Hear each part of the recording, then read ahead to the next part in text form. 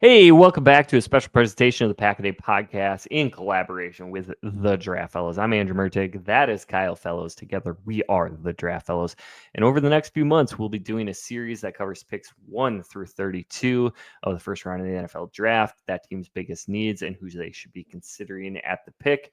You can check out all the video episodes at the Draft Fellows channel on YouTube. You can check out all the audio versions on the Pack a Day channel on audio, and you can check out all of our other stuff about roster building in the NFL draft through the Draft Fellows. But Kyle, how are you doing? I'm doing really well. It is kind of hard to believe that this is already our fourth installment in this series. It's been a lot of fun, and I'm excited to continue it today. We're working our way all the way through the draft order from 1 through 32. We've done the first 3 teams at the top of the board. Today, we're up to number 4 at pick 4. The New England Patriots are sitting there on the clock, and the Patriots have an interesting variety of needs because they could go in a lot of different ways.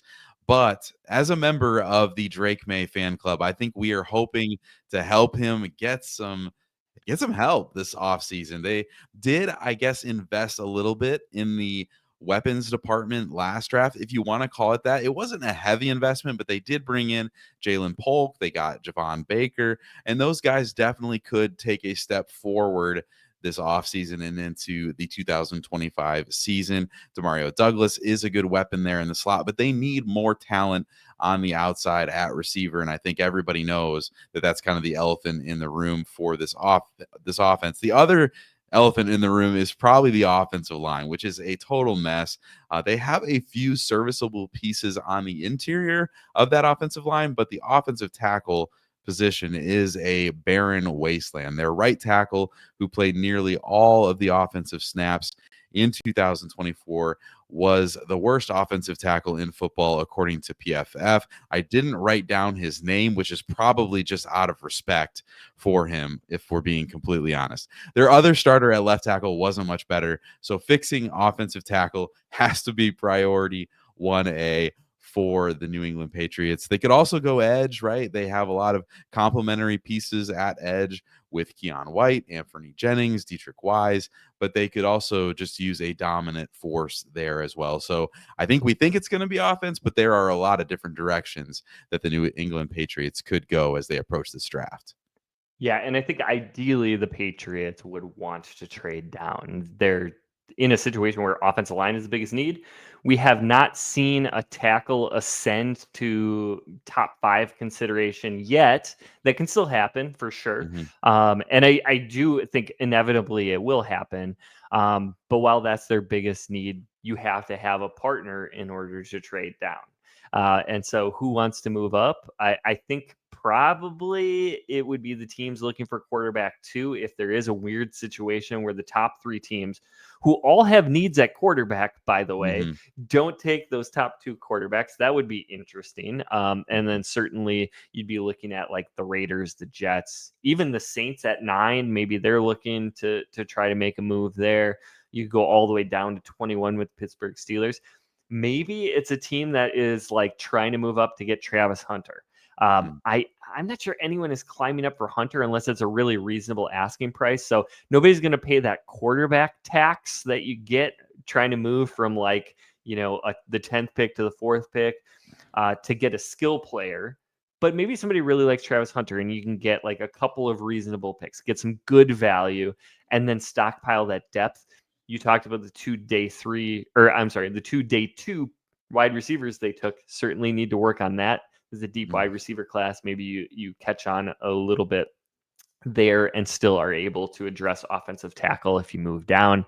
I think if they stick and pick, you're probably looking at like Abdul Carter, if somehow he slipped out of the top 3 picks, Travis Hunter, offensive tackle 1, maybe in a really weird situation, wide receiver 1. And I'm not talking about Travis Hunter here, although he would be in this case too, Yeah. but maybe like Tetero McMillan. So Mhm. now we move over to the predictions. What do you think they're going to do, Kyle?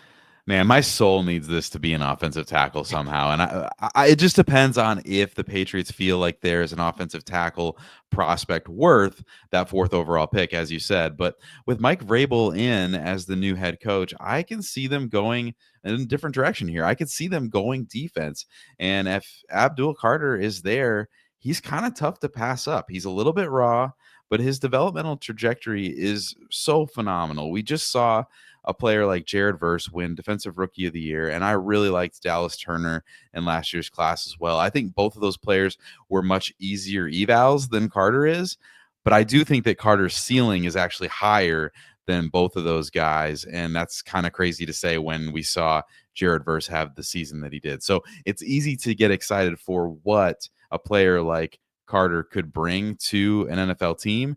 And with Vrabel in the building, I can totally see them just saying, you know what? The value's not there at offensive tackle. The value's not there at wide receiver.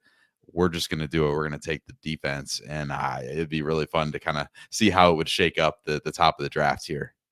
Yeah, and the Patriots have a massive amount of cap room. So if they feel like they can address some of those other issues through free agency, then maybe they are just like, I don't care what the perceived needs are. We're gonna go with the best player available, and Carter certainly would be in that situation. I do right now think the Patriots end up sticking and picking because they're probably not going to be able to address offensive tackle in free agency. There just aren't good tackles typically available that other teams are going to let walk into your building. And I do think predictively, there's probably an offensive tackle that ends up climbing up the boards, or maybe they're just fine with taking him a little early. If they get the chance to move down, maybe to like 6, 7, 8, 9 in that range where they could still get offensive tackle 1, I'm sure they'd be comfortable doing that. But when you start to get into OT 3 and 4 in this class, which is probably going to happen in the early teens, that's where things get a little dicey. So you want your pick there. You want the guy who's going to be able to protect Drake May. And my prediction right now is LSU offensive tackle Will Campbell, because I think the floor is super safe there, but he's also a pretty good upside guy. So I really like that in keeping Drake May much cleaner than he was for his rookie season. I like that a lot. And Will Campbell is out. You mentioned it. He's a safe player. He just turned 21 last month. So this is a player who has the safe floor, but also I think has that ceiling as well as he continues to ascend into his body type and gain strength and all those kinds of things. So like that fit a lot. It'll just be interesting to see, does Will Campbell's stock climb high enough to reach the Patriots' need here at number 4 overall. But thanks for joining us for another episode of On the Clock with the Pack a Day podcast. Make sure you like and subscribe to the show and stick with us as we preview all 32 teams in this series leading up to the 2025 NFL Draft. From the draft room to the gridiron, the Draft Fellows have got you covered. Until next time, stay tuned and stay in the game.